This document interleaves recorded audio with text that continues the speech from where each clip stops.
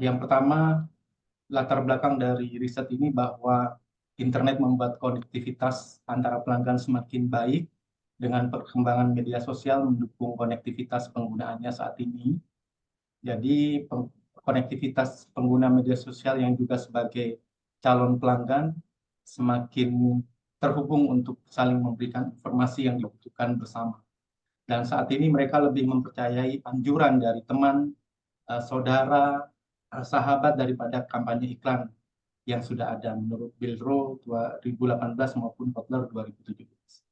Perusahaan yang memiliki tingkat brand advokasi yang tinggi akan berkembang cepat, menurut Bati dan Verma menyatakan demikian. Proses pembelian saat ini menjadi lebih sosial dan pelanggan lebih memperhatikan kalangan sosial mereka dalam mengambil keputusan. Jadi brand advokasi ini dapat mendukung kinerja pemasaran secara umum dan secara khusus pada kinerja aktivitas komunikasi pemasaran pada khususnya dalam media sosial.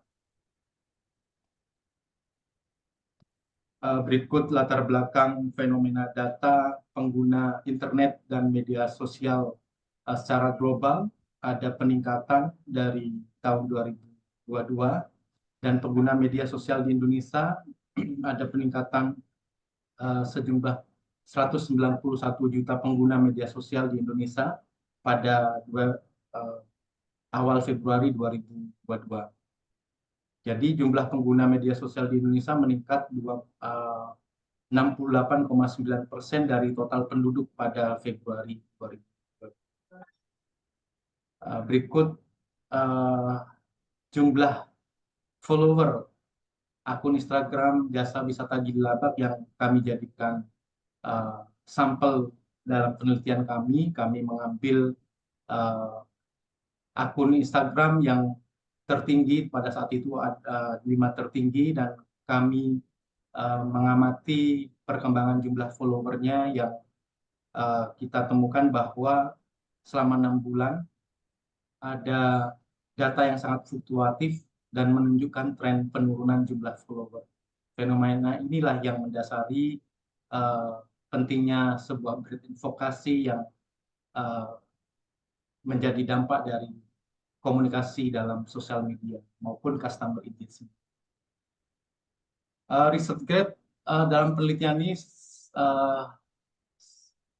terkait dengan praktik komunikasi pemasaran dalam media sosial untuk meningkatkan brand advokasi belum terjelaskan karena masih belum banyak penelitian. Mungkin nanti bisa dilihat dari hasil Fosviewer yang sudah kami lakukan. Data dan indikator variabel yang digunakan dalam penelitian ada dua indikator, dua variabel baru yang kami tawarkan, yaitu picture post quality dan video post quality. Berikut novelty dari penelitian brand advokasi. Peneliti mengumpulkan artikel dari basis data Scopus pada saat itu tahun 2022. Collier hanya dapat mendapatkan 100 artikel tentang brand advokasi. Dari jumlah 100 artikel tersebut mengindikasi bahwa disimpulkan masih sedikit riset yang membahas tentang brand advokasi. Yang kemudian kami analisis menggunakan aplikasi Fosviewer dan hasil analisis menunjukkan tingkat kerapatan variabel penelitian masih belum begitu rapat. Dan berikutnya bisa juga kita lihat bahwa ada 26 kelompok klaster yang dibedakan dengan warna berbeda, menunjukkan brand advokasi dan engagement berada pada kelompok yang berbeda, akan tetapi masih ada hubungan antar kelompok tersebut. Variabel eksogen lain yang akan diteliti oleh peneliti yaitu information quality, picture post quality, dan video post quality tidak muncul pada gambar visualisasi jaringan tersebut. Hal tersebut menunjukkan masih belum banyak penelitian yang menghubungkan variabel tersebut dengan variabel brand advokasi dan customer engagement. Berikut variabel baru yang kami tawarkan dengan nama picture post quality dan video post quality sebagai variabel faktor stimulus dalam komunikasi media sosial. Nama variabel postingan dalam penelitian media sosial sebelumnya belum ada yang menggunakan dengan nama istilah picture post quality ataupun video post quality. Rumusan masalah Yang pertama, apakah terdapat pengaruh yang signifikan information quality terhadap customer engagement pada akun Instagram jasa wisata Gili Labak? Yang kedua, apakah terdapat pengaruh yang signifikan picture post quality terhadap customer engagement pada akun Instagram jasa wisata Gili Labak? Apakah terdapat pengaruh yang signifikan video post quality terhadap customer engagement pada akun Instagram jasa wisata Gili Labak? Yang keempat, apakah terdapat pengaruh yang signifikan customer engagement terhadap brand advokasi pada akun Instagram jasa wisata Gili Labak? Yang kelima, apakah terdapat pengaruh yang signifikan information quality terhadap brand advokasi pada akun Instagram jasa wisata Gili Labak? Dan yang keenam, apakah terdapat pengaruh yang signifikan picture post quality terhadap brand advokasi pada akun Instagram jasa wisata Gili Labak? Yang ketujuh, apakah terdapat pengaruh yang signifikan video post quality terhadap brand advokasi pada akun Instagram jasa wisata Gili Labak? Dan yang kedelapan, apakah terdapat pengaruh yang signifikan information quality terhadap brand advokasi melalui customer engagement pada akun Instagram jasa wisata Gili Labak? Yang kesembilan, apakah terdapat pengaruh yang signifikan picture post quality terhadap brand advokasi melalui customer engagement pada akun Instagram jasa wisata? Dan yang ke-10, apakah terdapat pengaruh yang signifikan video post quality terhadap brand advokasi melalui customer engagement pada akun Instagram jasa wisata Gili Labak? Tujuan penelitian mengacu dari rumusan masalah 1710. Yang pertama, tujuan dari penelitian ini adalah menguji dan menganalisis pengaruh information quality terhadap customer engagement pada akun Instagram jasa wisata Gili Labak. Hingga yang ke-10, tujuannya adalah menguji dan menganalisis pengaruh video post quality terhadap brand advokasi melalui customer engagement pada akun Instagram jasa wisata Gili Labak. Manfaat secara teoritis, penelitian ini diharapkan dapat memperluas pandangan ilmiah di bidang manajemen pemasaran, khususnya pada teori relationship marketing. Penelitian ini diharapkan dapat mengembangkan domain teori relationship marketing melalui pengembangan model penelitian yang menghubungkan variable information quality, picture post quality, video post quality dengan customer engagement dan brand advocacy.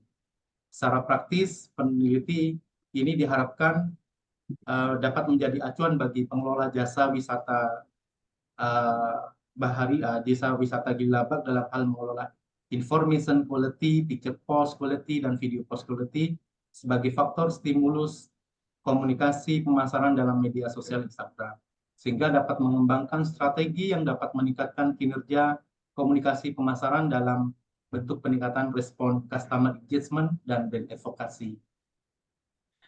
Berikut kajian pustaka. Grand theory yang kami gunakan adalah relationship marketing, sedangkan middle theory yaitu self theory. Teori-teori yang lain di middle theory ada digital marketing, social media marketing, dan customer relationship management. Dan teori spesifiknya yaitu information quality, customer engagement, brand advocacy, dan dua variabel baru, picture post quality dan video post quality. Relationship marketing pertama kali dibawakan di forum ilmiah oleh Berry dan Parasuraman 83, short theory oleh Mehrabian dan Russell 74 dan Kim et al 2020, customer engagement Gambetti dan Gravina 2010, Holodic et al 2014, dan advokasi Kem et al dan Bildo et al, information quality Lorero 2015. Berikut beberapa definisi dari pemilik teori yang mengembangkan masing-masing teori. Relationship marketing menurut Berry dan Parasuraman dalam Susanta et al bahwa konsep relationship marketing sebagai pembentukan, perlindungan, dan peningkatan hubungan pelanggan dalam bisnis. Short theory, Mehrabian dan Russell menyatakan bahwa stimulus mempengaruhi respon perilaku pengguna melalui organisme. Stimulus dapat dikonseptualisasikan sebagai faktor yang mempengaruhi keadaan internal individu. Organisme mengacu pada proses internal dan hasil dari stimulus. biasanya memainkan peran mediasi antara stimulus dan respon. Respon adalah hasil akhir dari stimulus dan organisme. CRM adalah mempertahankan pelanggan yang sudah ada dan membangun hubungan yang saling menguntungkan. Sosial media marketing, strategi pemasaran, jangan menggunakan saluran media sosial, kita sebut adalah aktivitas sosial media marketing. Salah satu yang berpendapat adalah Rihan 2017. Berikut, picture post quality didefinisikan sebagai kualitas konten gambar yang diposting dalam media sosial.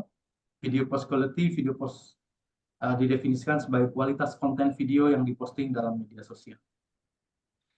Beberapa penelitian terdahulu yang mendasari kajian disertasi ini, yang pertama Fries et al. 2012 dengan judul Popularity of Brand Post on Brand Film Page, an Investigation of the Effect of Social Media Marketing. Yang kedua Difford and Grimmer 2019, yang ketiga Strekalova dan Krieger 2015, yang keempat Sasi et al. 2018, yang kelima Kamwon dan Tasuk 2020, yang keenam Tongmek 2019, Bati dan Firma 2020, Islam dan Rahman 2017, Bilro et al. 2018, dan Harigan et al. 2021. Berikut rangka konseptual yang kami susun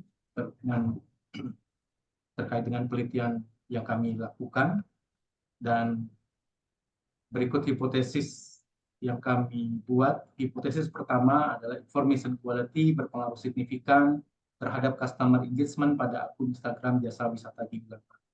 Yang kedua, picture post quality berpengaruh signifikan terhadap customer engagement pada akun Instagram jasa wisata Gili.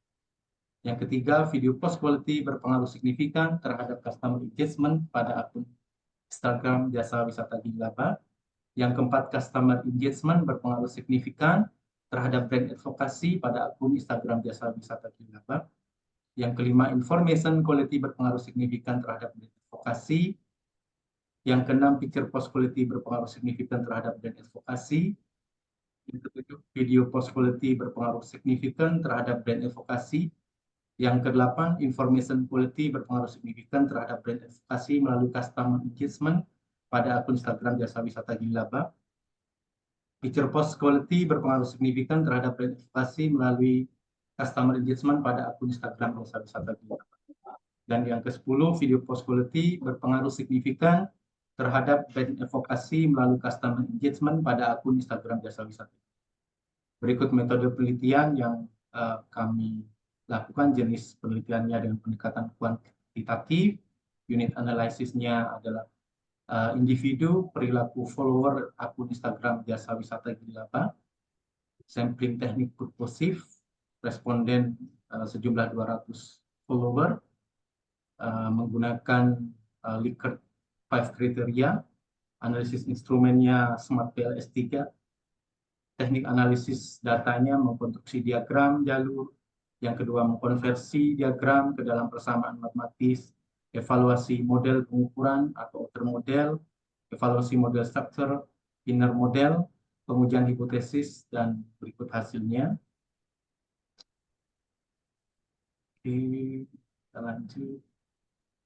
Alokasi sampel penelitian dalam penelitian ini ada 5 akun Instagram Gili yang masing-masing diambil 40 follower dengan jumlah 200.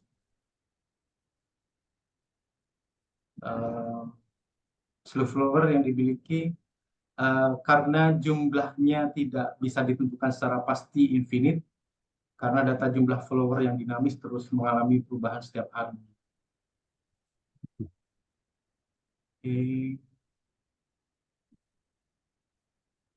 Definisi operasional, perilaku brand advokasi adalah perilaku follower yang berniat untuk berbagi pengalaman, merekomendasikan dan mengajak orang untuk mencoba akun Instagram jasa wisata Gili. Customer engagement, keterlibatan follower dengan akun Instagram jasa wisata Gili. Information quality, kualitas informasi yang diberikan dalam akun Instagram jasa wisata Gili lengkap, reliable, dan rutin. Picture post quality, kualitas postingan gambar dalam akun Instagram Jasa Wisata Gili Labak. Video post quality, kualitas postingan video dalam akun Instagram Jasa Wisata Gili Labak. Uji validitas dan reliabilitas instrumen. Pada tahap awal kami melakukan uji coba pada 30 orang responden. Hasilnya valid dan reliable. Pengembangan diagram jalur sebagai berikut, yang terdiri dari 5 variabel, 16 indikator dengan 19 item pernyataan nantinya. Hasil statistik deskriptif, jenis kelamin responden, laki-laki 106, perempuan 94, yang terbesar responden laki-laki sebanyak 53%, umur responden yang paling banyak antara 21 sampai 25 tahun sebanyak 77, responden 38,5%. Pendidikan responden yang paling besar adalah SLTA SMA sederajat sejumlah 101 responden. Jangka waktu responden menjadi follower yang paling banyak adalah 1,5 tahun sampai dengan di bawah 2 tahun sebanyak 63 responden atau 31,5%. Berikut deskripsi jawaban responden, nilai rata indikator dan variabel. Information quality mendapatkan rata variabel sebesar 4,18. Picture post quality rata variabel sebesar 4,39. Video post quality rata variabelnya 4,32. Customer engagement rata variabelnya 4,62. Brand advocacy rata variabelnya 4,25. Jadi dari rata variabel semuanya baik dalam kategori baik, kecuali customer engagement dalam kategori sangat baik. Evaluasi model pengukuran atau outer model, yang pertama kita lihat validitas konvergen.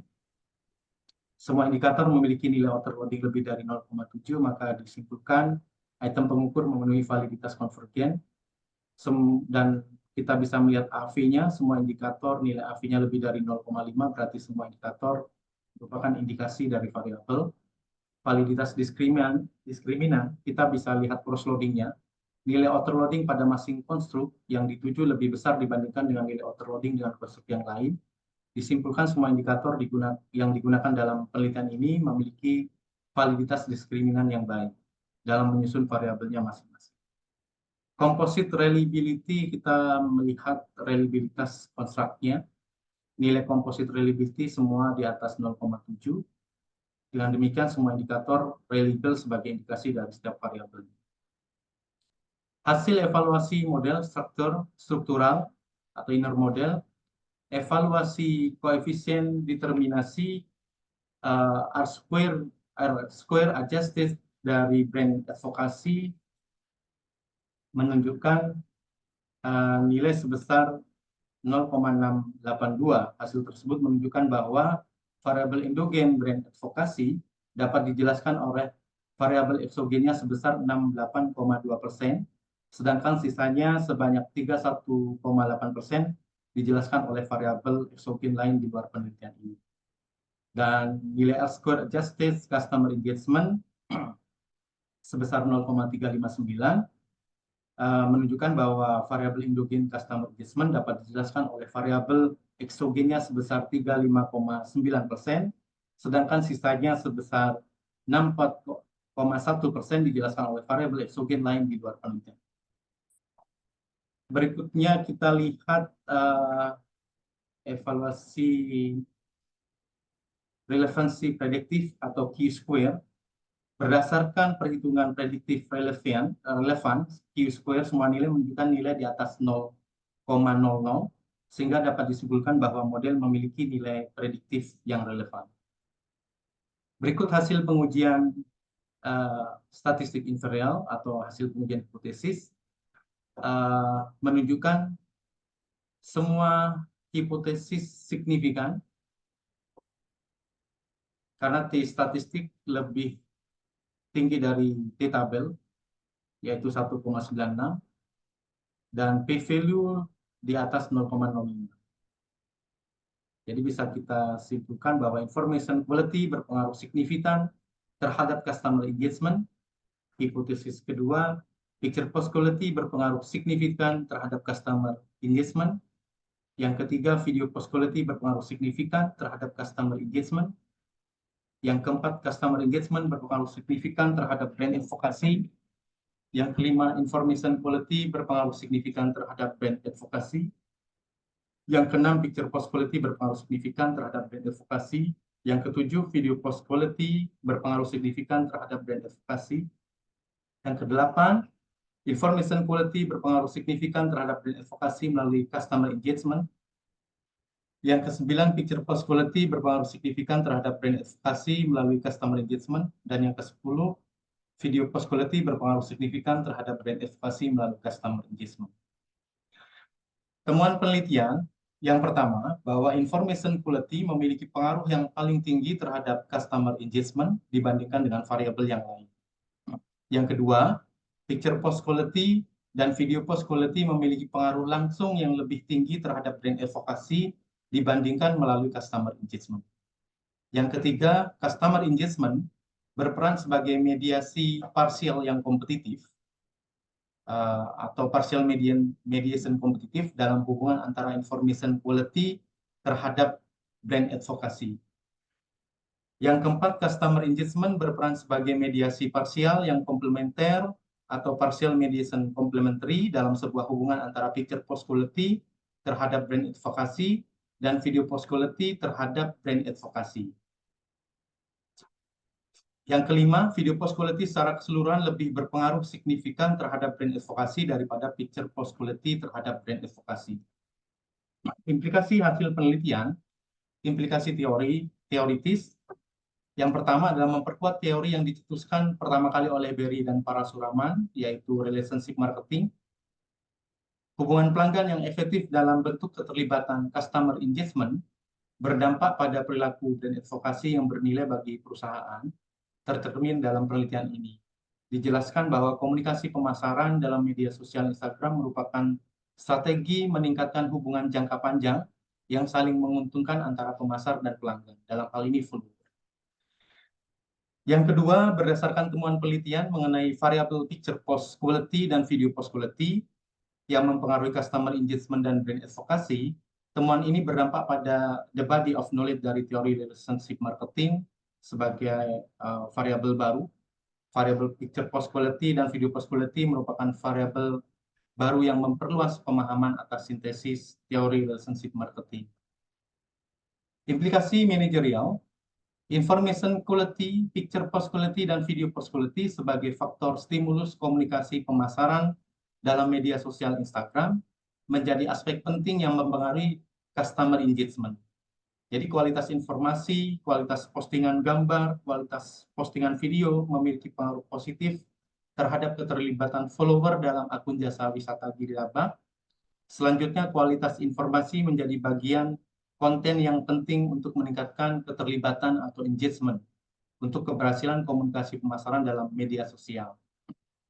Yang kedua, untuk meningkatkan brand advocacy pada akun jasa wisata Girilabak, pengelola jasa wisata Girilabak sebaiknya memperhatikan customer engagement. Keterlibatan dalam akun jasa wisata Girilabak meningkatkan minat follower untuk berbagi dan merekomendasikan akun jasa wisata Girilabak kepada orang lain. Selanjutnya, customer engagement menjadi mediasi dari faktor atau variable information quality, picture post quality, dan video post quality terhadap brand advocacy. Jadi pemasar harus mampu membuat konten yang berkualitas dari segi kualitas informasinya yang baik, kualitas postingan gambar dan postingan video yang baik sehingga dapat meningkatkan brand advocacy melalui customer engagement. Keterbatasan penelitian, peneliti memiliki harapan di awal dan telah menentukan adjusted R-square sekurang-kurangnya sebesar 75%, namun setelah dilakukan perhitungan, ternyata adjusted R-square pada penelitian ini didapatkan hasil perhitungan sebesar 68,2%, sehingga harapan peneliti dalam menentukan batas adjusted R-square sekurangnya 75% tidak tercapai. Kesimpulannya dalam penelitian ini, yang pertama, information quality berpengaruh signifikan dan positif terhadap customer engagement pada akun Instagram Jasa Wisata Gili Laba. Picture post quality berpengaruh signifikan dan positif terhadap customer engagement pada akun Instagram Jasa Wisata Gili Laba. Video post quality berpengaruh signifikan dan positif terhadap Saya customer kira engagement. dilewati aja Pak, ini karena sudah barusan disampaikan, ya. Siap, Waktunya sudah melewati sedikit ya, siap. sehingga saya cukup karena Bapak Ibu penguji sudah membaca juga, sehingga nanti bisa ini ya tanggapan bisa lebih fokus pada apa yang akan disampaikan oleh para penguji. Karena Prof. Budianto sudah bergabung, monggo pimpinan sidang kami serahkan kepada Prof. Budianto. Terima kasih.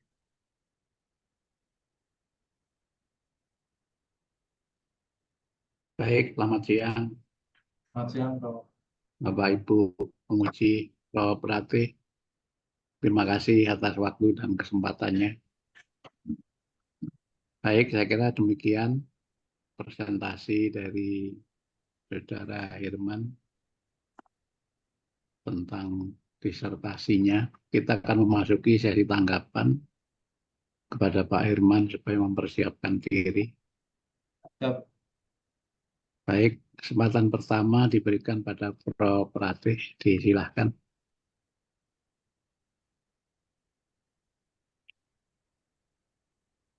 Masih mute, Bu. Iya.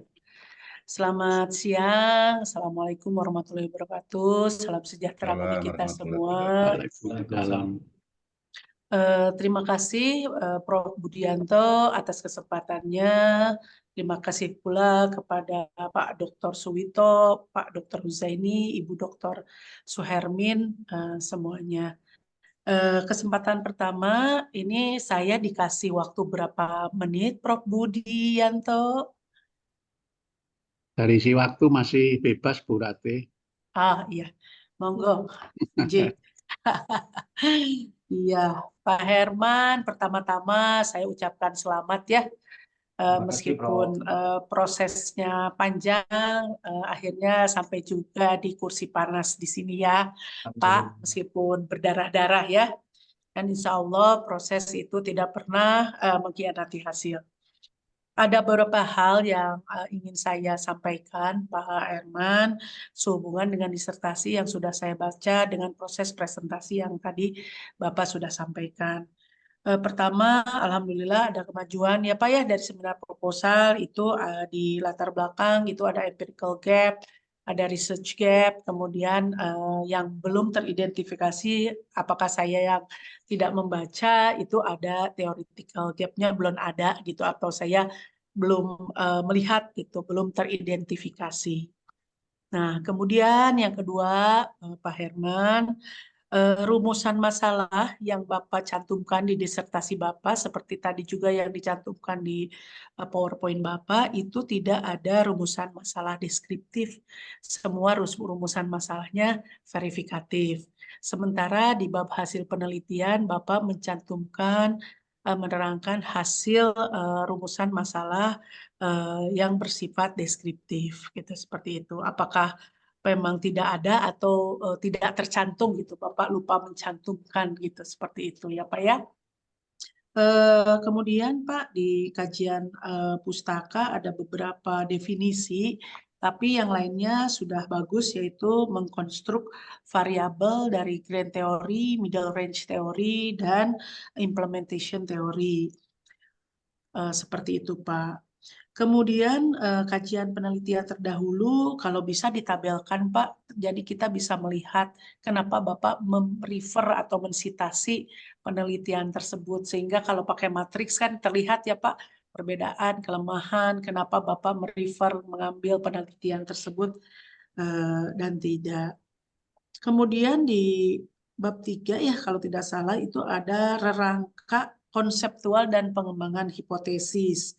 Di rerangka konseptual itu saya tidak melihat paradigmanya, Pak, sehingga saya bisa melihat ada keterkaitan antar konsep variabel.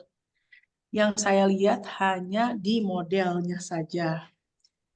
Untuk jumlah populasi berapa, tadi Bapak sudah menyebutkan di presentasi bahwa follower Instagramnya itu selalu berubah ya Pak ya, setiap harinya. Nah, kemudian yang saya ingin tahukan, apakah follower tersebut pernah berkunjung ke destinasi wisata Gili Lambak atau tidak gitu, Pak? Nah, seperti itu ya. Nah, atau cuman hit and run, lihat doang, langsung ditinggalkan gitu ya. Seperti itu. Kemudian, sepengetahuan saya karena Bapak itu follower Instagram, sebetulnya Bapak sudah punya kerangka samplingnya, Pak. Karena kan di setiap follower itu ada nama, dia di mana tempatnya, dan lain sebagainya. Sehingga teknik samplingnya bisa simple random sampling gitu. Seperti itu ya. Kemudian Bapak menggunakan PLSM, teknik analisis datanya. Itu alasannya apa, Pak? Reasoningnya Bapak memilih PLSM gitu. Kan SEM itu ada 2 ya, Pak ya? Ada apa dan apa, Pak?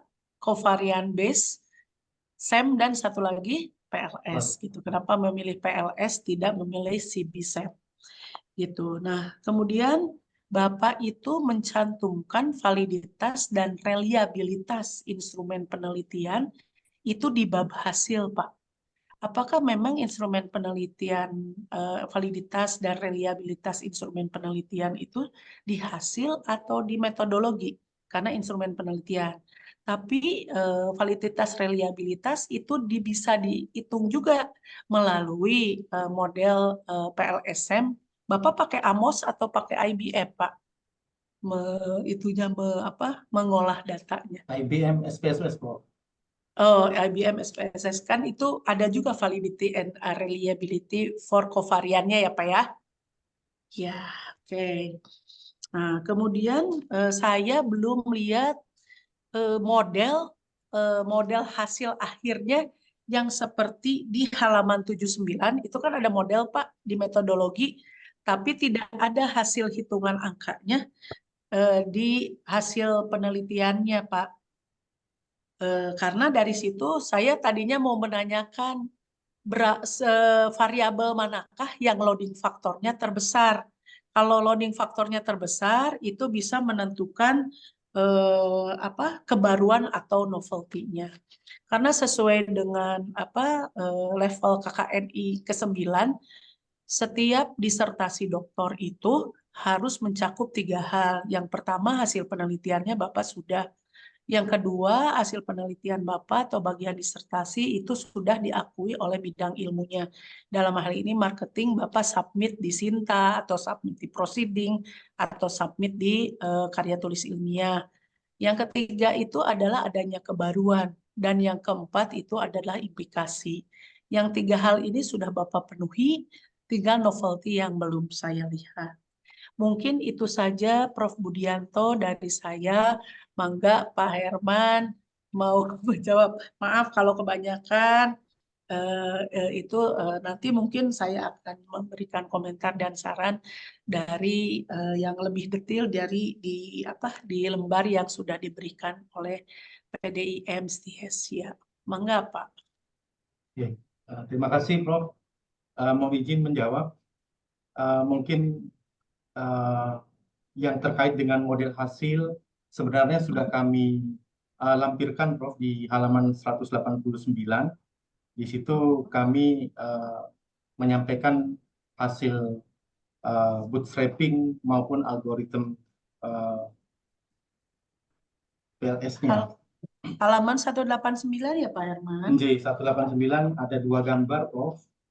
Iya. Yang di lampiran. Di lampiran J, algoritma prosesnya dan Ya. bootstrapping prosesnya. Di situ bootstrapping mungkin ada di loading faktornya juga. Bisa kita lihat di sana. Oke, iya. Nah, berarti bisa menjawab Novelty ya, loading faktor yang tertinggi yang mana, Pak?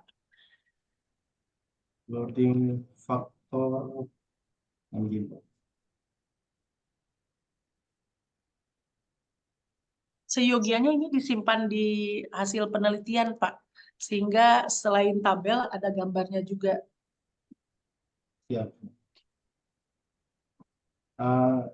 Berikut kan loading faktor masing-masing variabel gitu. J, yang paling tinggi yang mana, Pak? Di brand advocacy itu yang paling tinggi adalah BA2, di customer engagement yang paling tinggi adalah CE1, di information quality di IQ4, PPQ2 di 0 di picture post quality di PPQ2, sedangkan video post quality yang tertinggi loading factornya ada di VPQ2. Sebenarnya di hasil pembahasan kami jelaskan, Prof, loading faktor masing-masing variabel itu mana yang tertinggi, itu sudah ada, Prof, dan sudah kami jelaskan. Yang tertinggi sehingga bisa menghasilkan model kebaruan ya, Pak Herman? Mohon izin kalau model kebaruan, ini kami perlu pendalaman lagi. Intinya kami mengevaluasinya berdasarkan overloading yang tertinggi mana yang menjadi indikator yang terbesar dari masing-masing variabel tersebut. Sehingga kami jelaskan bahwa indikator, mohon maaf, loading faktor yang tertinggi yang mewakili brand advokasi umpama adalah BA2 atau brand advokasi yang kedua, gitu, Prof. Di pembahasan ada, Prof. Selain rata-rata yang kami jelaskan, rata-rata tertinggi dari masing-masing variabel, kami juga menyampaikan overloading tertinggi di masing-masing variabel. Oke. Berarti bisa disebutkan bahwa model brand advokasi yang kedua ya, Pak ya? Yang kedua, Oke, Pak. Monggo, selanjutnya, Pak. Oke. Yang mungkin dari atas nih, Prof, mohon izin Monggo. Mohon izin. Theoretical gap ini sebenarnya kami berusaha memix antara teori short theory, tetapi kami karena marketing, grand theory kami adalah relationship marketing, di mana kita melihatnya sebagai perwakilan pihak perusahaan, tetapi relationship marketing sebagai konsep marketing yang baru yang berusaha memuaskan konsumen dan menjaga hubungan baik dengan konsumennya. Penerapannya harus memahami konsumen, sehingga kami menggunakan stimulus organism respon teori untuk memahami perilaku konsumen tersebut. Dari middle teori tersebutlah nanti akan menjadi masukan bagi pihak pemasar atau dalam konteks ini adalah relationship marketing untuk menentukan strategi komunikasi pemasaran dalam sosial media yang terbaik dalam konteks variabel stimulus yang digunakan. Information quality, picture post quality yang terbaru yang kami ajukan, dan video post quality itu juga menjadi salah satu hal yang baru yang kita ajukan untuk kita uji. Itu, Prof. Memang kalau theoretical gap-nya dari sisi relationship marketing memang sesuai arahan Prof. Ratih yang kami masukkan adalah Gumeson tahun 2008 itu, yaitu juga kami jadikan di pembahasan sebagai rujukan juga sebagai perkembangan dari relationship marketing, di mana Gumeson itu membuat 30 relationship itu agar lebih operasional, menandingi konsep kalau kita belajar di marketing ada 4P. Gumeson ingin menawarkan 30 itu menjadi alat agar lebih operasional bisa digunakan, dan itu kami juga kaji juga, Bro. Salah tiganya dari 30 itu mendekati kajian kami. R1, R12 sama 13 kalau nggak salah, nanti kami coba cek lagi. Ada 3, Prof. Iya, betul.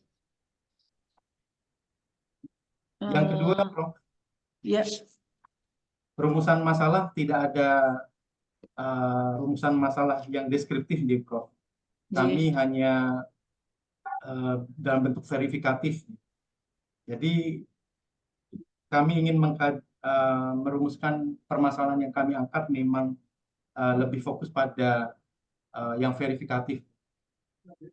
Yang deskriptif, yang mohon arahan nanti yang seperti apa nih. Terus yang ketiga, penelitian terdahulu di matrik nanti kami akan pertimbangkan kami matrik. Yang keempat, kerangka konseptual dan hipotesis tidak lihat paradigmanya. Kerangka konseptual dan hipotesis ini sebenarnya paradigmanya ya kami melihat dari relationship marketing dan teori tersebut, Prof. Jadi kami mencoba meminjam paradigmanya psikologi, namun bukan yang pertama, banyak peneliti pemasaran yang sudah menggunakan teori ini untuk mengkaji penelitian di bidang komunikasi elektronik, website elektronik dan sebagainya. Kami adopsi teori tersebut, Prof. ya, ya. Terus follower pernah berkunjung atau tidak?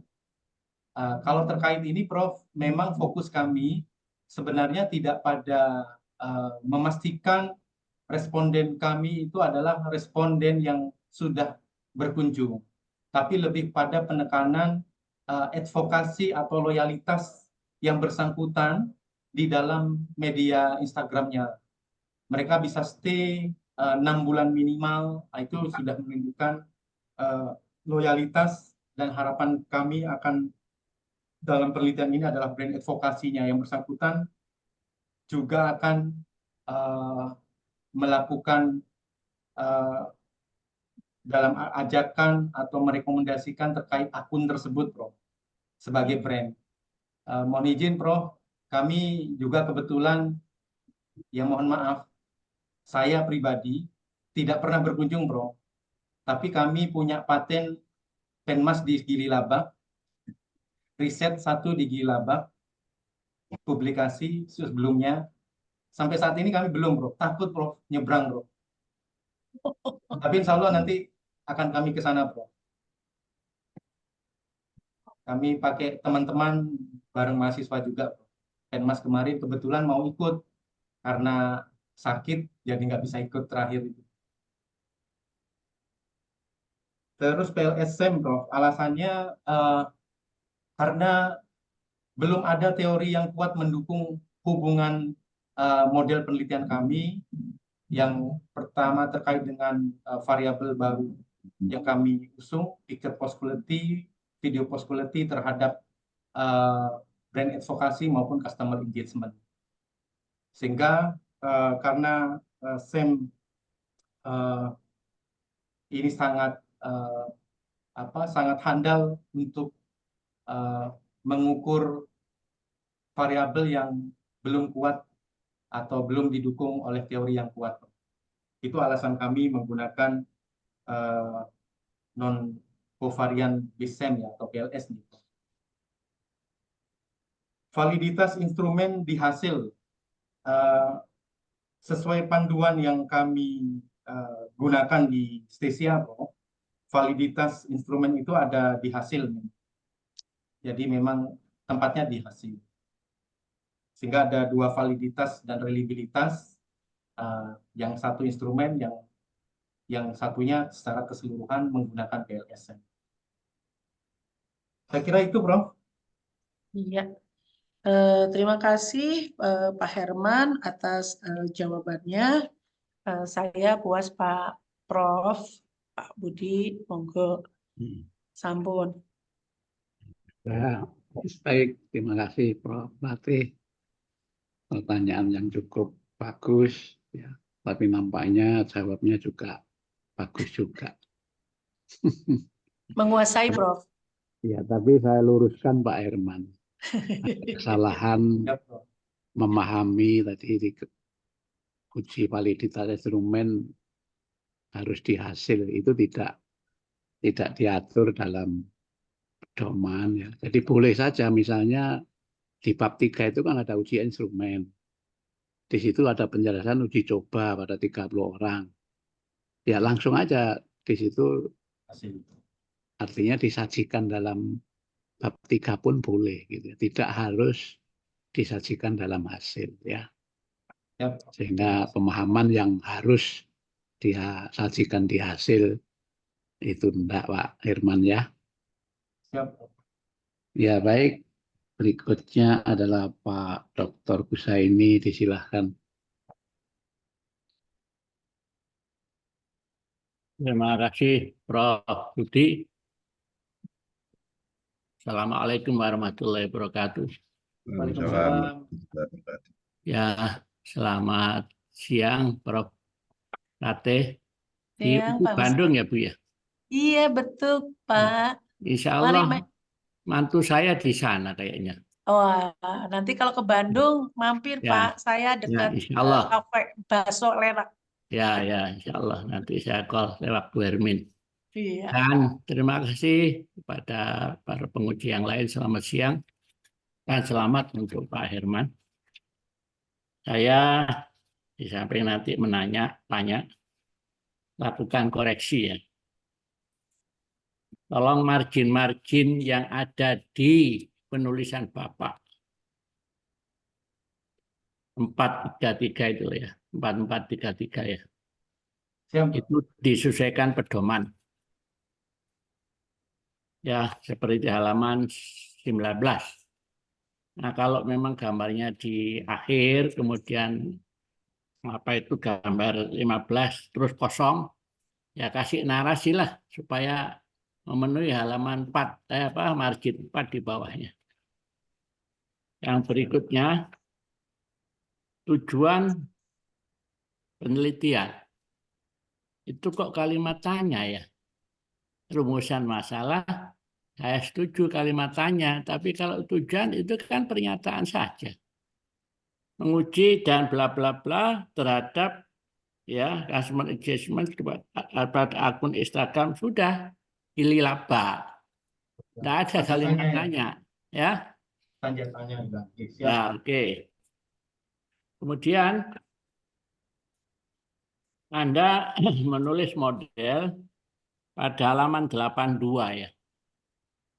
CE jadi ya itu fungsi dari IQ, kemudian PPQ, VPQ dan seterusnya.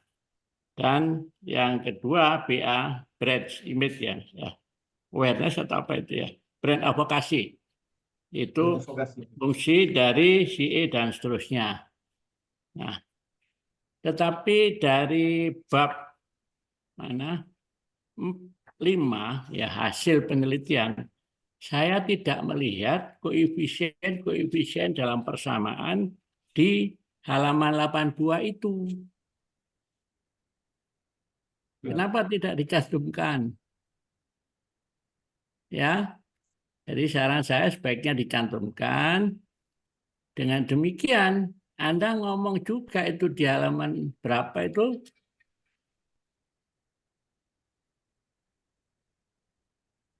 Di halaman berapa itu mengatakan bahwa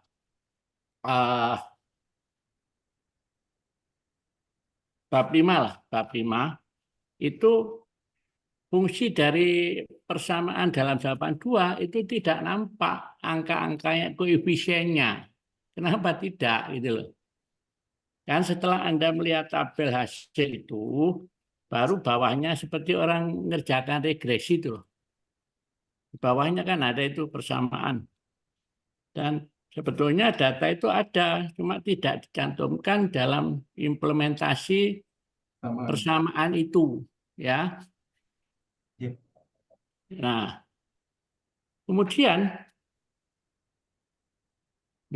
contoh ini kan original sampel dan sebagainya, signifikan seterusnya. Kenapa tidak di bawahnya itu? sehingga koefisien nampak positif. Tetapi pada kalimat berikutnya Anda hanya menguji ya, itu signifikansi, berpengaruh signifikansi. Kata-kata positif tidak ada. Tapi dalam narasi yang mendatang, kata-kata positif itu ada mengikuti terus. Dari mana sumbernya? Ya, Pak Herman kan tidak pernah mengungkapkan itu di bab 5. Tapi di bab 6, 7 atau kesimpulan itu tercantum kata-kata signifikan dan positif. Yang betul itu yang mana? Halo? Mohon izin, Pak. Ya. Mohon izin, Pak Dr. Husaini. Kenapa information quality hanya berpengaruh signifikan tanpa disebutkan arahnya, Ji?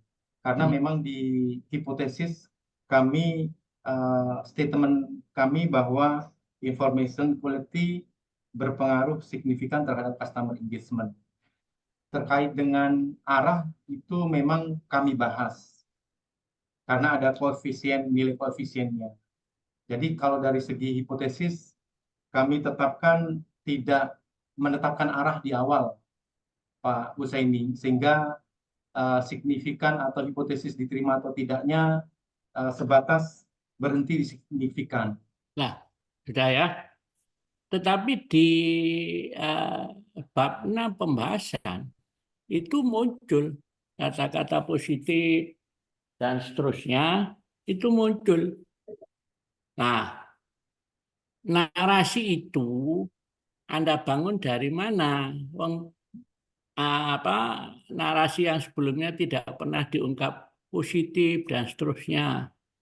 Tapi pada bab 6, 7 nggak salah itu tercantum apabila ini naik, ya, variabel independennya naik, ya, kemudian maka variabel dependennya ikut naik, sudah. Nah, kalau positif kan kalau turun juga ikut turun kan gitu. Kenapa separuh? Ya, itu kan separuh ya. Iya, Prof. Jadi kami juga mengacu dari beberapa senior sebelumnya dan ada yang menentukan arah di hipotesis dan ada yang tidak. Yang tidak itu lebih aman dalam kaitannya nanti menguji pada saat menguji hasil hipotesis. Tetapi untuk pembahasan boleh diperkenankan diperdalam. Arahnya bisa kita bahas. Nah, itu akhirnya kami memilih yang itu, Pak Husaini. Nah, substansi positif itu kan bisa dua arah. Kalau variabelnya naik, naik. Tapi kalau variabelnya turun, independennya turun, kemana variabel dependennya? Jadi substansi positif itu kan menyangkut dua arah. Sama dengan kalau kita negatif. Hukum permintaan misalnya. Kalau harga naik, permintaan turun. Sebaliknya, kalau harga turun, permintaan naik. Dia tidak pernah mutus hanya kalau harga naik, permintaan turun titik, tidak. Pasti diberikan embel-embel minimal sebaliknya. Syukur kalau itu dijelaskan bahwa melalui tanda positif tadi, kalau variabel independennya turun, maka variabel dependennya ya ikut turun. Itu substansi dari konteks positif arah. Bukan naik tok, bukan labane naik tok, tidak. Tuh. Hanya kalimatnya yang benar itu signifikan positif atau positif signifikan. Oke, mohon izin. Mana yang benar? Ya. Insya Allah benar dua-duanya, Pak Husaini. Kami mempunyai dua referensi, tetapi kami memilih yang kebetulan referensi yang kami acu itu juga ada dua jenis. Contohnya Islam dan Rahman 17 Harigen 2001. Halaman berapa kalau mau menjelaskan itu? Di halaman 54 Pak Husaini, di penelitian terdahulu. 54. J. Harigan et al. Itu menyatakan signifikan positif. Ya, Di Harigan 22.10. Di Fries et al. 2012 dan Bilro et al. 2018, yang bersangkutan menyatakan positif signifikan. pembaca kan tidak tahu. Sumber yang Anda pilih yang mana itu? J. mohon izin, ini kan sebenarnya di beberapa riset penelitian terdahulu jurnal itu masing-masing digunakan Pak Husaini. Ada Ini yang loh, pakai signifikan positif, positivitas signifikan. Anda kan Tadi menggunakan kebetulan signifikan positif. Nah, padahal di situ banyak opsi. Dari teori bab 2 itu kan banyak. Apa semuanya dirangkum jadi gado-gado? Kan tidak. Kan dipilih saya menggunakan teori ini. Nah, ini juga saya bingung gitu loh. Itu kan setelah Anda memberikan penjelasan, tapi bagi pembaca kok gini ya? Nah, gitu loh. Jadi reason itu, ini karena karya ilmiah, mendasar pada tulisan teori sebelumnya, textbook sebelumnya. Sehingga itu ditambahkan di sana. Ya, menurut siapa gitu loh. Anda pakai yang mana? Nah, sudah tentukan. Kalau memang itu. siap. Sehingga tidak Kebetulan ada membingungkan dua yang pembaca. ada Ya. Pak Husaini. Yang berikut, Ya. coba kaitkan pembahasan Anda yang ada di bab 6 ya. Di bab 6 itu kan sudah pembahasan. Tidak mengarah kepada angka-angka. Apa hubungannya dengan indikator atau deskripsi yang ada di bab 4? Dengan skor sekian, sekian, dan seterusnya. Di mana saya bisa ketemu itu, menemui itu? Mohon izin. Bab 6. Bab 6 itu kan pembahasan ya. Ya. Jadi dari pembahasan itu kan masing-masing indikator punya scoring ya. Artinya punya min rata-rata yang seberapa itu ya. Nah, itu di mana? Anda kaitkan di mana? Jadi misalnya information quality. Itu kan ada banyak indikator. Nah, indikator ini yang memberikan andil terhadap ini bobotnya information quality sehingga mempunyai pengaruh yang signifikan. Itu mana? Ada nggak? J. mohon izin Pak Husaini. Ya. Dari yang pertama mungkin dari semua indikator didapatkan nilai rata variabel 4,18 dari 3 indikator tersebut. Itu kami bahas. Selain itu juga Halaman berapa sebutkan? halaman 111 Pak Husaini. Contohnya information quality ini. Ya, 111 terus. J. Di situ ada angka indikator didapatkan nilai rata variabel 4,18. Ya. Diindikasikan bahwa nilai tersebut adalah baik. Kalau baik bisa dipertahankan dan ditingkatkan. Ditingkatkan atau dipertahankan itu kami mengacu dari indikator yang masih rendah selain dari yang tertinggi. Jadi contohnya kalau yang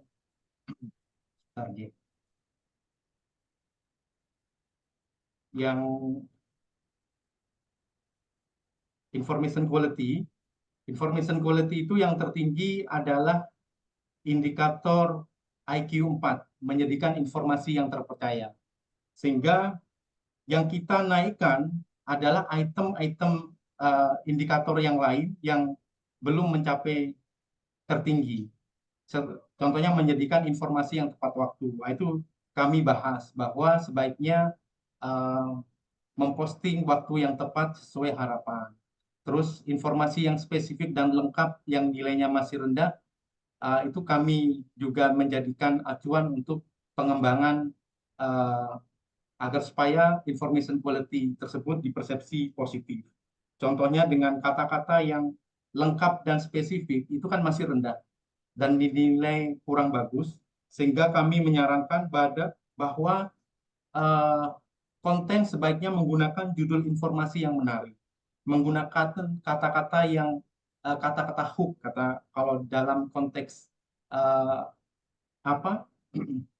praktek sosial media marketing ada istilah kata hook, kata-kata kail yang menarik para follower. Karena sebenarnya di dunia sosial media saat ini kan juga clutter dalam artian crowded, seperti terjadi di televisi juga. Mungkin kalau kita lihat mereka juga scrolling. Kalau saat ini kan lagi trending TikTok. Even di Instagram juga demikian. Mereka akan scrolling jika tidak menunjukkan sesuatu yang menarik. Dalam artian judulnya harus mengandung kata kail yang menarik perhatian orang untuk berhenti dan ingin mengetahui lebih dalam. Itu salah satu contoh mengaitkannya atau membahas dengan kaitannya dengan indikator yang sudah dinilai Pak Husaini. Coba statement mana di kalimat pembahasan 84, 184 atau satu berapa itu, yang mencerminkan bobot dari masing-masing indikator kaitannya dengan si questionnaire. Di mana kalimat itu?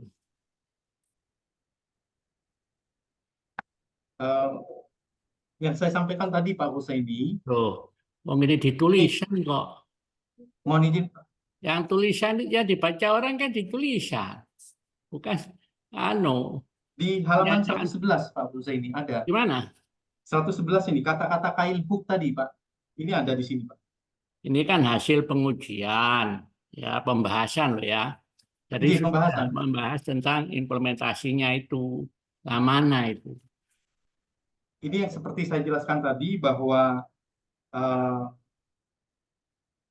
untuk meningkatkan daya tarik informasi pemasar yang masih rendah tadi sebenarnya cukup tinggi, tapi lebih rendah dibandingkan yang reliable. Sehingga meningkatkan daya tarik informasi tersebut dapat fokus pada judul informasi yang menarik dengan menggunakan kata-kata kail. Kami pertebal itu Pak Husaini di bawah. Di 111 itu area bawah itu kami pertebal hurufnya biar mudah mengingat kami sendiri. Seperti pertanyaan menarik, selain judul yang bagus, pertanyaan yang menarik untuk meningkatkan interaktivitas atau engagement dengan follower yang ada. Bisa menggunakan pernyataan atau pertanyaan yang menarik memicu rasa ingin tahu. Jadi kalau di praktek sosial media yang banyak dilakukan saat ini, istilah yang sering kali kita gunakan adalah kata kail atau hook. Jadi mungkin kalau Pak Husaini di TikTok mungkin yang sekarang yang banyak pindah ke sana, tetap di Instagram juga demikian. Jadi ada kata-kata yang digunakan untuk orang tertarik. Kok bisa ya, sumpah mohon izin. Kok bisa ya kaya cepat? Itu akan menarik orang. Kok bisa ya bisa secantik ini ya? Ini mohon maaf. Ini salah satu contoh-contoh kata-kata hook yang kita gunakan terkait dengan masing-masing produknya pastinya. Harus ada asosiasi dengan produk. Mungkin kalau yang Instagram jasa wisata, ini mungkin kalau saya coba bikin, kok bisa ya wisata seindah ini bisa murah. Ini mungkin itu salah satu hal yang bisa menjadi kata kail atau judul yang bisa digunakan. Nah, sebagai headline Pak Husaini, kalau di praktek sosial media marketing itu ada mungkin copywriting yang lebih tepat ya untuk menyusun sebuah konten. Di copywriting itu ada headline itu bisa jadikan judul yang menarik tadi, bisa kata hook, pertanyaan menarik, pertanyaan atau pernyataan yang menarik orang untuk stay, ingin tahu lebih dalam.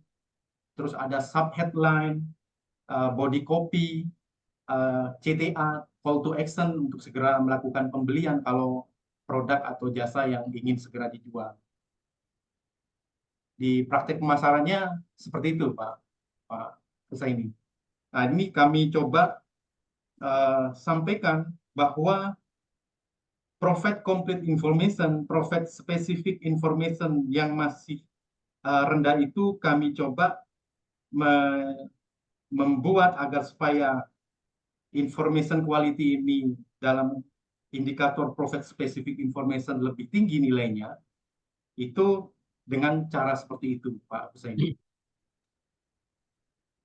Oke, Prof. Budi, saya hanya mengklarifikasi apakah judul Anda seperti yang saya tanyakan ya, sudah dikonsultasikan oleh ahli gramatikale. Ya kan? Ini nanti kan dibaca orang. Tolong konsultasikan sama ahlinya, ahli gramatikale bahasa. Nah, itu ini kan hampir sama. Itu aja yang terakhir. Karena ini nanti Anda upload di artikel ya. Nah, kalau nanti kesalahan dalam gramatikal tadi nanti nama-nama kita juga tercantum nanti. Mohon izin Pak Husaini terkait. Artinya hanya itu aja, konsultasikan, tidak usah dikomentari. Oh siap. Konsultasikan pada ahlinya. Saya tidak ahlinya. Siap. Tetapi saya pernah baca apa benar tah ini hanya itu aja tanda tanya. Syukur kalau ada itu, ada semacam ini sudah betul dari ahli bahasa. Nah, ada semacam keterangan atau sertifikat bahwa ini sudah betul penggunaan gramatikal ini, gitu loh. Cukup, Prof. Budi, saya akhiri. Assalamualaikum warahmatullahi wabarakatuh.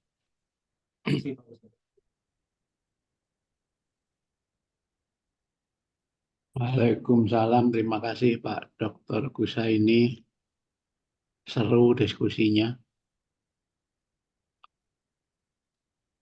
Nah, ini menandakan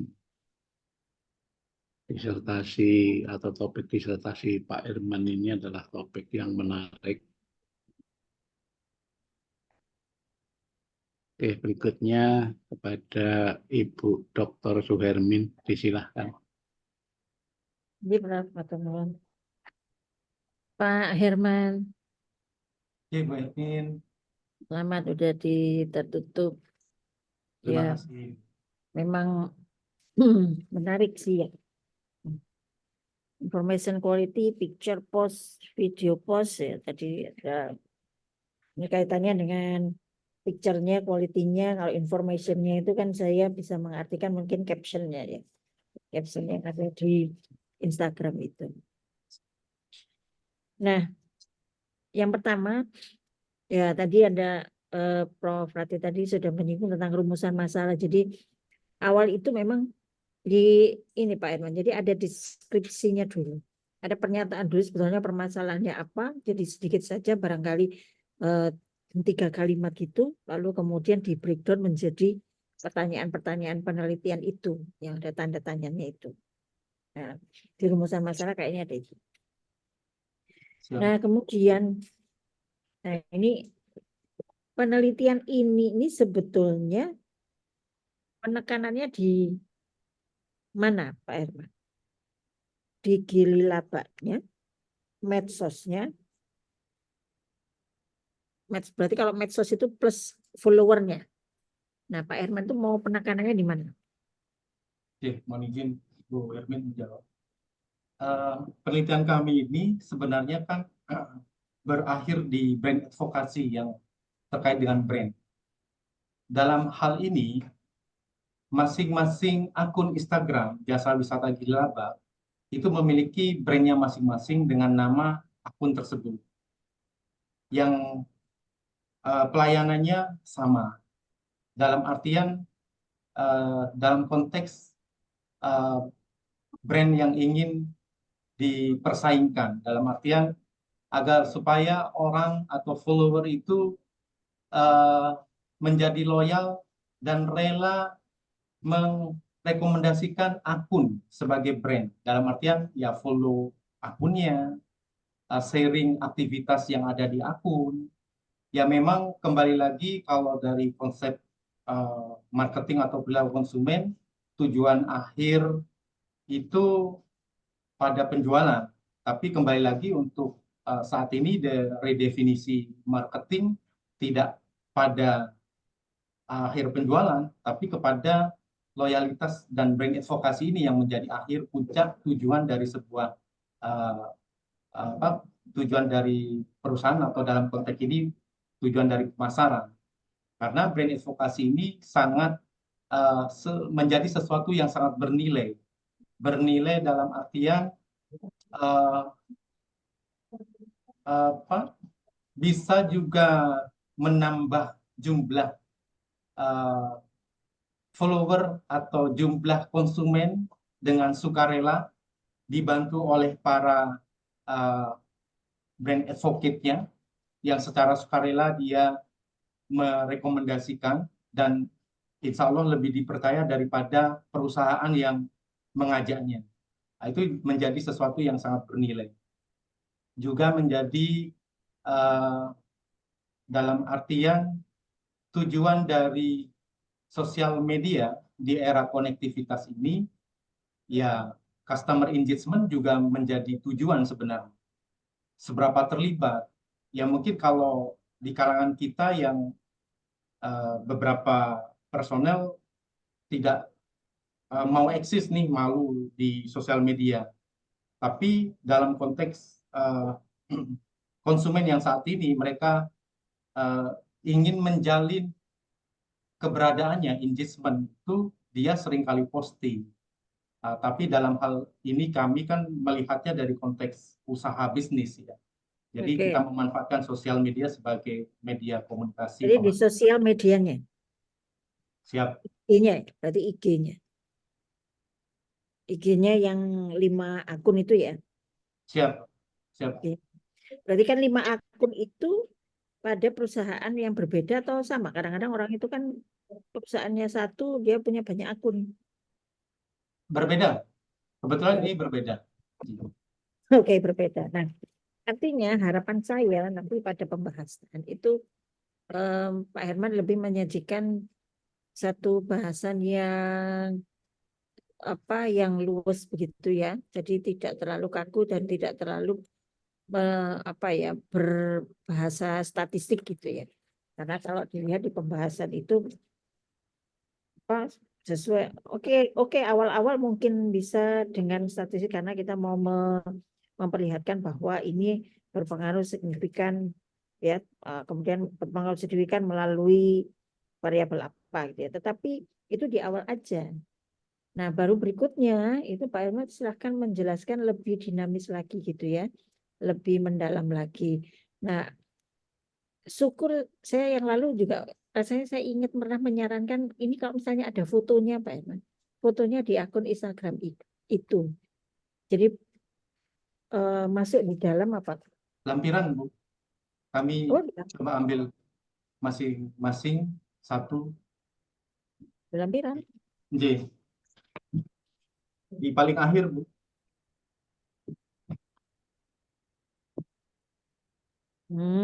Saya pikir masukkan aja di pembahasan, Pak. Pembahasan. Jadi misalnya nih pada picture quality ya atau information quality itu kan kaitannya sama captionnya ya. Nah, ya, maka taruh untuk yang akunnya siapa gitu. Artinya begini loh, misalnya ini kan 5 akun, kita kan mau lihat ini information quality-nya itu yang seperti bagaimana sehingga ini customer itu bisa engage gitu.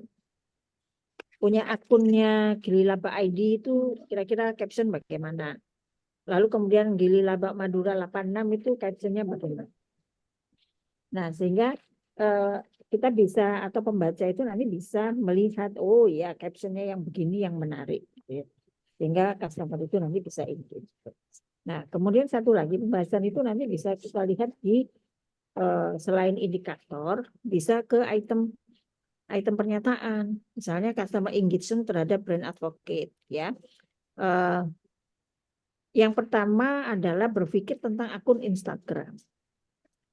Ketika customer itu berpikir tentang akun Instagram, maka itu kita hubungkan dengan item pernyataannya yang ada pada brand advokasi. Nah, semakin customer atau apa istilahnya, Pak? Follower lebih spesifik. Semakin follower itu berpikir tentang akun Instagram, maka follower itu pasti akan punya niat untuk mengajak orang untuk follow di Instagramnya.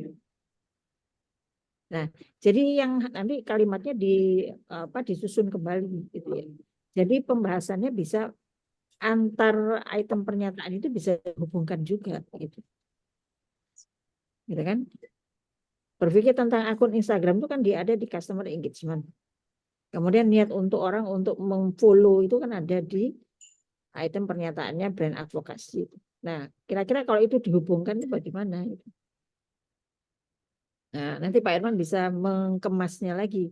Di samping, di situ ada, kalau misalnya ditaruh di lampiran, orang nggak akan lihat, Pak Herman. Orang nggak lihat. Taruh aja di sini, di pembahasannya sini. Nggak apa-apa, karena kita mau, ini kan penekanannya pada IG-nya, Instagram-nya. Ya, kalau tadi Pak Herman, karena Pak Herman belum pernah ke sana, tadi ditanya Prof. Rati. Jadi lihatnya di gambar-gambar di IG aja, mana post yang paling kualitinya yang paling bagus, picture-nya yang paling bagus. Karena kan perlu angle-angle yang bagus gitu ya, sehingga orang itu nanti tertarik ikut dan memfollow akun Instagram itu. Gitu. Kalau video ya nggak bisa di-post. Jadi yang bisa di-post ya yang seperti itu saja, yang foto atau captionnya dan sebagainya. Kan tadi Pak Herman bicara tentang copywriting. Nah, copywriting ini ilmunya copywriting masukkan dalam information quality. Gitu. Gitu ya. Oke, mohon izin kalau copywriting memang tidak kami masukkan banyak, itu nanti khawatir Melebar kemana-mana. Memang sesuatu yang penting kami coba sebagai pelaku di lapangan yang pernah dilakukan subjektivitas untuk pembahasan aja. Jadi yang terkait sekali. Baik, hipotesis sudah ada ini ya Pak ya kemarin ya, yang saya sarankan sudah ada riset gap-nya. Ada yang nggak nemu ya Pak? Jadi mohon izin kalau riset gap memang kembali lagi kami sampaikan memang tidak menemukan yang spesifik ketidaksamaan. Kami memang ketidaksamaan indikator yang kami gunakan kemarin di customer. Iya, karena kan riset gap itu sudut pandangnya kan banyak, tidak hanya hasil saja. Oh bisa nih. Objek penelitiannya, mau indikatornya beda, teorinya dipakai beda, seterusnya itu bisa. Tapi yang menunjukkan ada pembeda. Nah, kemudian deskripsi respondennya ini laki-lakinya yang paling banyak nih 106. Halaman 90.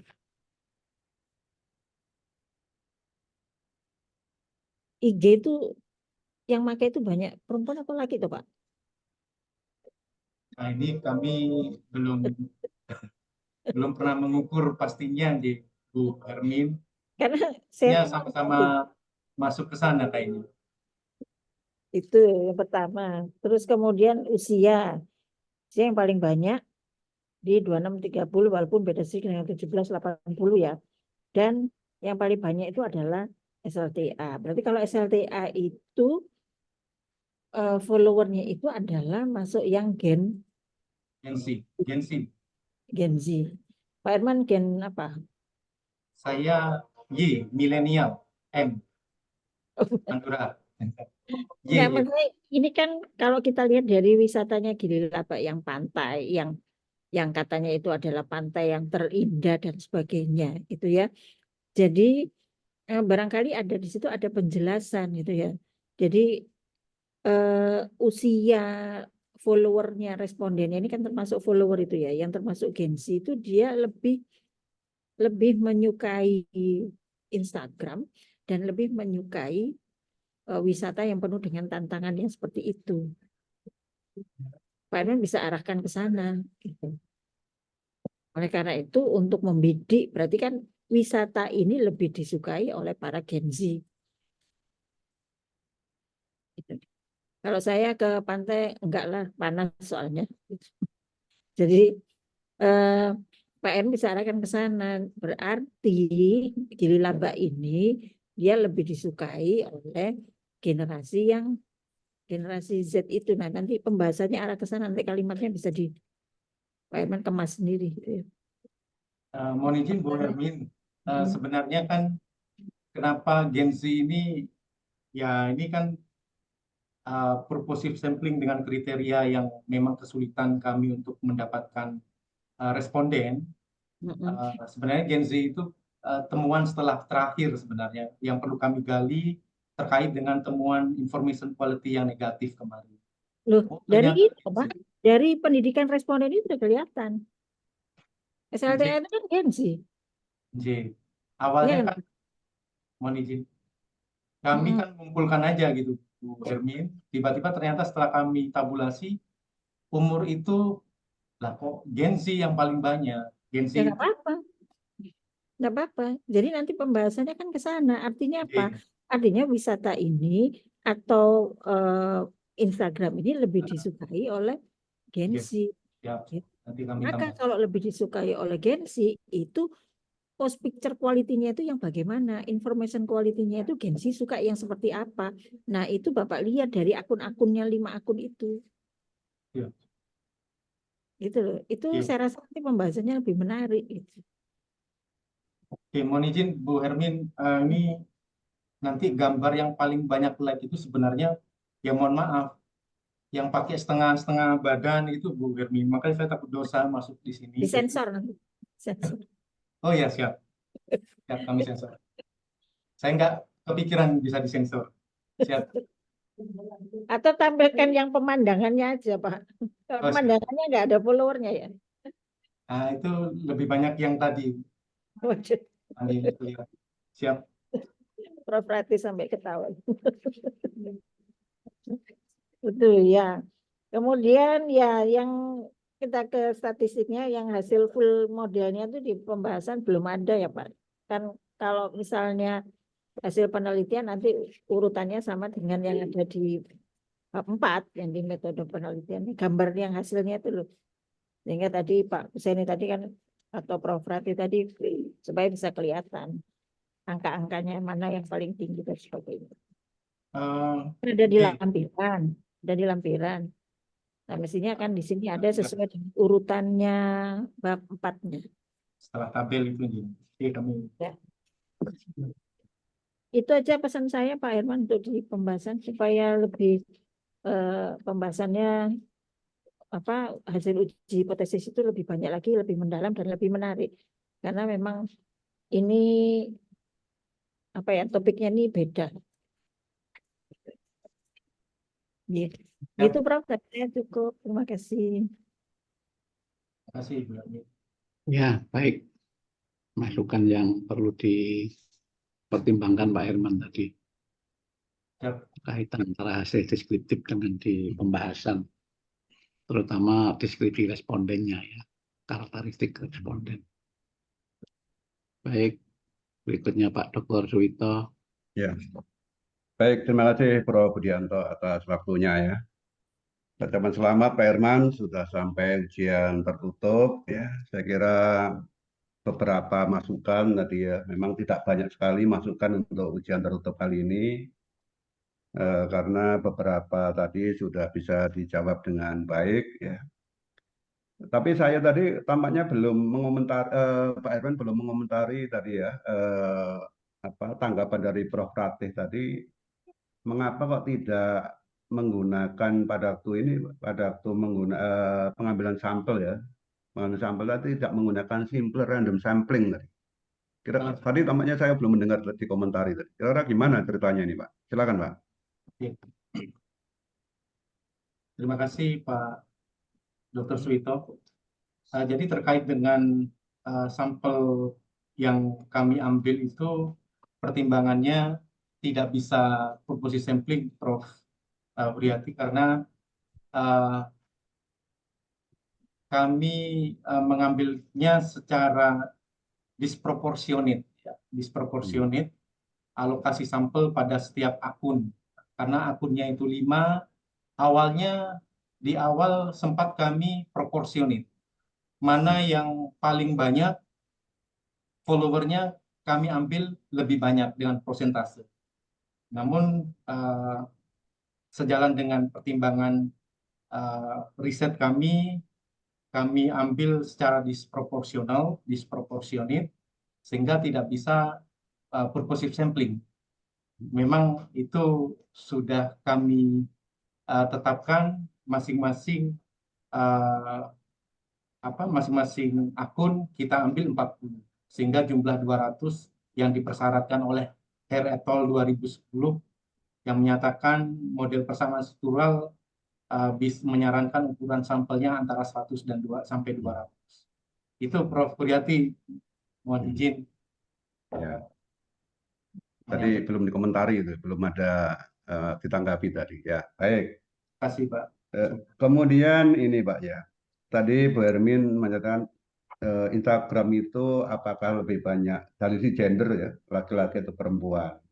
Itu Pak Herman sudah masih ragu. Tapi saya beberapa kali membimbing ya mahasiswa skripsi itu. Kalau platform ya, itu kalau Shopee itu hasil penelitiannya biasanya kecenderungannya lebih dominan perempuan.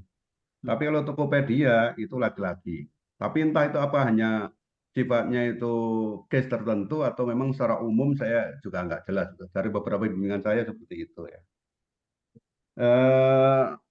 Tadi Pak yang saya agak ini mungkin bisa diperjelas lagi Pak ya. Tentang ini hasil penelitian tadi bahwa tadi loh Pak, information quality itu signifikan tapi negatif dengan brand advocacy ya. Kualitas informasi, ya, katakanlah orang yang mau memberikan brand advokasi ya, kalau kualitasnya kualitas dari informasi itu bagus, malah rendah ya brand advokasi itu. Itu kira-kira apa? Seperti apa sih? Ya, di balik ini ada apa itu? Silakan Pak dijawab Pak. Ya, terima kasih Pak Dr. Suwito. Jadi ini yang awal kami akhirnya menemukan jawaban dari Gen Z tersebut. Akhirnya Gen Z itu menjadi salah satu jawaban kenapa informasi yang spesifik, komplit itu tidak begitu berpengaruh negatif terhadap brand advokasi. Brand advokasi itu adalah aktivitas yang segera. Kalau customer engagement, dia lebih masuk dulu ke sosial media, berkunjung, mempelajari kognitif tadi, merasakan suka dan sebagainya. Tapi kalau yang brand advokasi ini kami adalah model yang disarankan oleh promotor dan co-promotor untuk menambah pengaruh langsung. Ini sesuatu yang mengejutkan juga hasilnya. Ternyata secara langsung itu untuk picture post quality dan video post quality lebih tinggi dibandingkan lewat customer engagement. Namun information quality tersebut memang harus melewati customer engagement agar supaya memiliki pengaruh positif. Jadi Gen Z itu tidak suka baca caption yang detail atau bentuk postingan tulisan yang dalam artian tidak simpel. Mereka lebih suka dalam bentuk gambar, video yang mereka anggap itu menarik untuk diperhatikan, dan kecenderungan kalau setelah menarik dan merasa postingan itu berharga atau penting, mereka bisa langsung segera forward atau sharing, ada intention untuk melakukan sharing terkait postingan tersebut. Sederhananya seperti itu. Jadi merekomendasikan postingan atau aktivitas yang mereka terima notifikasinya, terutama pada saat mereka awal tertarik dan video atau picture itu lebih mereka tertarik untuk segera brand advokasi itu sharing ke orang-orang terdekat atau teman-teman. Kalau kita lihat mungkin kita gali lebih dalam lagi, ada era FOMO ya, mungkin pernah dengar Ibu yang beberapa tahun ini ada fear of missing out. Generasi sekarang itu kan takut ketinggalan, dia ingin cepat-cepat men-sharing sesuatu yang dia ingin menjadi yang pertama untuk men-sharing sesuatu yang berharga menurut yang bersangkutan. Nah, itu juga menjadi, tapi mohon maaf nggak kami masukkan di sini, itu fenomena yang lain. Sebenarnya itu juga bisa menjadi yang mendasari bahwa generasi yang sekarang itu yang tertarik untuk segera. Sehingga makanya saran kami dari informasi yang spesifik dan komplit itu kami coba perbaiki agar supaya tidak menjadi negatif pengaruhnya dengan menyarankan membuat informasi tersebut dengan headline atau kata-kata judul yang menarik, yang kata-kata hook yang saya jelaskan tadi di pertanyaan Pak Husaini itu Pak. Dan ini dikonfirm oleh penelitian sebelumnya LC et al 2017 yang juga melakukan riset mirip, tetapi bukan brand advokasi Y-nya, tapi lebih kepada intention to pesan, niat pemesanan. Kualitas informasi itu berpengaruh negatif juga sama. Dan saya gali juga, ternyata juga Gen Z demikian. LC juga menjelaskan Gen Z yang menjadi hal itu terjadi itu karena Gen Z respondennya. Sehingga itu mengkonfirm atau memperkuat, ya ini hasil pembahasan kami di information quality yang negatif terhadap brand advokasi. Ya. Padahal sekarang kan banyak dinyatakan ya, sebelum share itu disaring dulu ya, mungkin kualitasnya informasi atau apa. Betul. Ini malah enggak, ini artinya bukan kualitas tadi yang dipentingkan ya. Mungkin tadi disinggung tadi ada hoax tadi itu ya, hoax seperti itu tadi, mungkin segera dia share ya. Sehingga himbauan di beberapa kali kesempatan pada Gen Z tadi, jangan cepat share sebelum disaring. Tuh informasi harus betul, kualitasnya informasi harus bagus dulu, harus akurat, harus apa, baru di-share. Itu tampaknya Gen Z nggak begitu Pak ya. Jadi dia tampaknya itu tadi tidak menerapkan kondisi seperti itu. Karena tadi mungkin dia yang pertama kali memberikan informasi pada yang lain, dia yang tahu paling awal untuk itu, sehingga cepat untuk share seperti itu. Ya ini perilaku Gen Z ini memang ya unik, yang berbeda dengan sebelumnya. Seperti generasi kolonial ini kan berbeda dengan. Ya saya kira nanti pesan kami lupa tingkatkan lagi. Saya kira sudah bagus ya untuk pemahamannya. Apalagi nanti untuk ujian terakhir itu tentu akan lebih baik lagi persiapannya. Tadi yang jelas lampiran tadi betul tadi Pak, bisa di ini mungkin ya nanti ke depan tadi sarannya kan itu ya, lampiran 9 ya, 189 ya, itu bisa dimunculkan di depan tadi, sehingga nanti sebelum pengujian hipotesis muncul di situ. Itu saya kira Prof. Budi beberapa catatan dari saya. Terima kasih, waktu kami kembalikan. Ya baik, terima kasih Pak Dr. Suwito. Pertama, saya meluruskan kembali gitu. Kalau tidak salah, tadi mendengar ketika diminta untuk mengulang, mengapa pemilihan sampelnya bukan probability sampling gitu ya. Jadi kalau tidak salah dengar, jawabannya itu karena ketika menentukan alokasi sampel, Pak Herman menggunakan disproporsional, tidak menggunakan proporsional. Kalau menggunakan disproporsional itulah maka tidak bisa menggunakan random sampling. Kira-kira begitu ya. Tadi ya. Itu adalah pemahaman yang keliru. Gitu ya. Jadi probability sampling kah, non probability sampling itu bukan terkait dengan alokasi sampel. Apakah menggunakan disproporsional ataukah proporsional. Jadi penentuan bisa random atau tidak itu kembali pada populasinya. Populasinya itu finite kah atau infinite.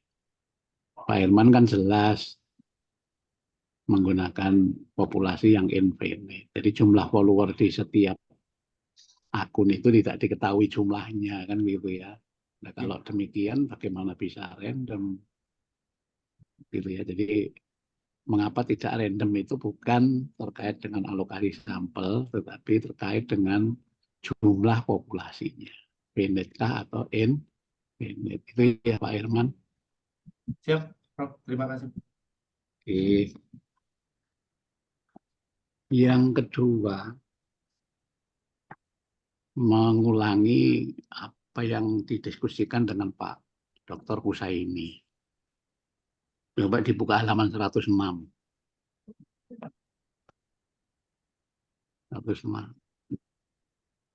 Ya, Prof. Ya, Prof. Ya, hipotesis satu kan itu ya. Ya. Hipotesis pertama, information quality berpengaruh signifikan terhadap customer engagement. Di akhir-akhir itu kan ada kalimat begini. Nilai koefisien 0,391 berdasarkan nilai koefisien yang positif dapat disimpulkan semakin tinggi information quality, semakin tinggi customer engagement. Nah ini menurut Pak Usia ini kurang. Gitu ya. Jadi positif itu bisa dua pengertian. Misalnya pengaruh A sama B, pengertian pertama jika A naik, B naik. Atau kalau A-nya turun, B juga turun. Nah, Pak Usia ini menghendaki penjelasan itu harus lengkap. Kenapa ini positif kok hanya bila information quality semakin baik, kemudian semakin customer engagement.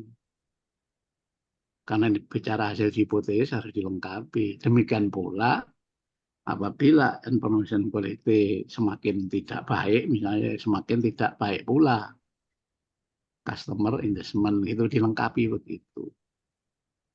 Siap. Memang koefisien arah yang positif itu punya dua pengertian gitu. Ya. Nah, itu implikasinya akhirnya juga pada hasil pembahasan hipotesis satu itu. Di pembahasan hipotesis satu Pak Herman ya akhirnya ngikuti itu, pokoknya semakin baik information ini semakin baik gitu ya. Customer engagement ya begitu aja. Ya. Jadi mestinya ya kalau memang di pembahasan itu kita memilih semakin baik information quality, semakin baik pula customer engagement. Mengapa hanya itu yang dibahas kecenderungannya? Kok bukan yang semakin tidak baik information quality, semakin tidak baik pula customer engagement? Kok enggak itu yang dibahas? Gitu ya. Nah, monggo argumennya apa begitu. Gitu ya. Nah, misalnya dikaitkan dengan persepsi responden di setiap variabel itu. Di information quality itu kan persepsinya sangat baik ya. Sangat baik kalau dilihat di deskripsinya. Mungkin itu bisa dijadikan alasan mengapa ketika membahas kecenderungannya yang jika information quality semakin baik, Jadi semakin kita ngomong information quality semakin baik itu karena memang deskripsinya itu baik, gitu, sangat baik, gitu. Kecenderungannya ke sangat baik rata-ratanya kan. Iya. Nah sehingga lalu itu yang menjadi fokus pembahasan gitu. Jadi jangan tanpa alasan, alasannya hanya semakin baik ini, semakin ini. Tuh, kalau itu kan lalu apa alasannya? Padahal kan bisa juga semakin jelek information quality, semakin jelek pula customer engagement kan begitu. Tapi kenapa Pak Herman kok milih yang itu? Lah itu kudu ono argumen, ono alasan. Nah mungkin alasannya ya karena di variabel information quality itu persepsinya kecenderungannya semakin baik dari rata-rata yang diperoleh. Gitu. Sehingga Pak Herman bahasnya ke arah yang semakin baik information quality, semakin baik pula customer engagement. Gitu ya, nanti dilengkapi itu memang ya. Ya.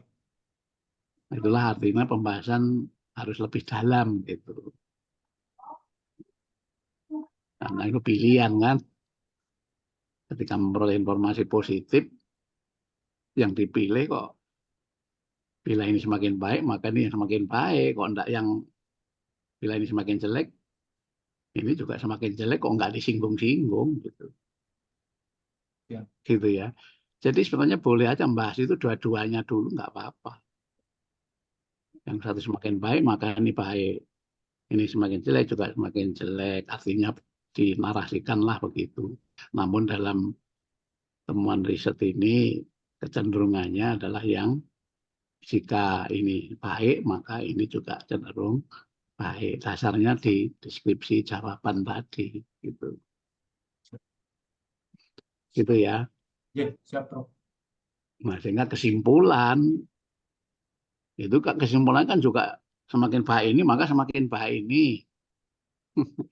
Itu memang dari hasil pembahasan Pak Herman menyimpulkan kecenderungannya seperti itu berdasarkan deskripsi jawaban respondennya begitu.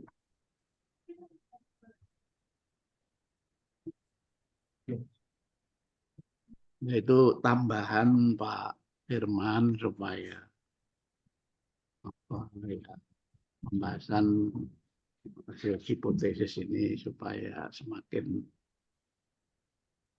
bermakna lah kira-kira begitu ya. Siap. Demikian pula nanti yang negatif. Yang negatif itu kan juga dua pengertian. Misalnya A, variabel A sama B, kalau negatif kan semakin tinggi A, semakin rendah B. Tapi bisa juga semakin rendah A, semakin tinggi B. Nah itu ya harus diomongkan secara lengkap seperti itu dulu kalau di hasil hipotesis.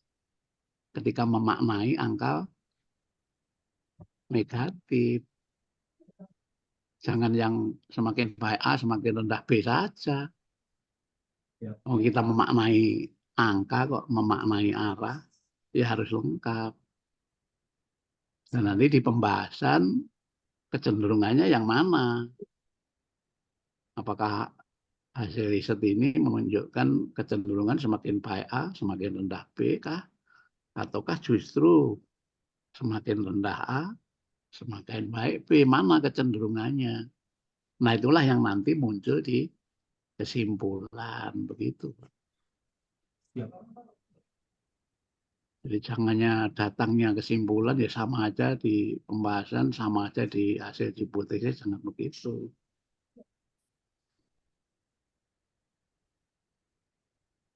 Oke, Pak Herman itu. Yang kedua lagi-lagi nanti dicek cara penulisan kutipan ya. Ada sumber yang buku tapi harus ada halamannya, tapi juga ada tidak ada halaman, misalnya itu dicek kembali. Saya tidak sengaja itu buka sekali kok menemukan Chan 2003. Ingat saya Chan itu buku ya, tapi ini kok nggak ada halaman. Gitu. Ternyata dicek Chan itu buku ya.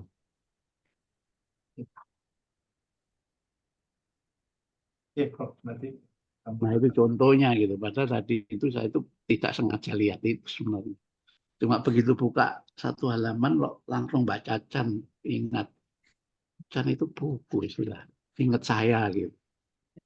Makanya saya cek di daftar pustaka ternyata benar buku, tapi tidak ada halaman gitu ya. Nah Siap. mungkin nanti yang lain juga begitu gitu ya. Siap. Tugasnya Pak Herman yang ngecek lagi, Siap. kan saya gitu. Nanti dengan saya mungkin suatu saat konsultasi di halaman lain mungkin saya juga bisa menemukan lagi kemungkinan. Tapi tidak sekarang kan gitu ya, tidak mungkin sekarang mau baca satu persatu. Nah ini tugas Pak Herman untuk cek kembali gitu ya, semua kutipan. Kalau memang jurnal ya silahkan tahun aja. Kalau memang sumber kutipannya textbook ya harus ada halaman. Baik. Oke, saya kira cukup. Pak Herman, semua tim penguji sudah memberikan tanggapan dan Pak Herman juga sudah berusaha menjawab ya dengan baik. Maka waktu kami skor untuk beberapa saat yang selanjutnya akan mengadakan rapat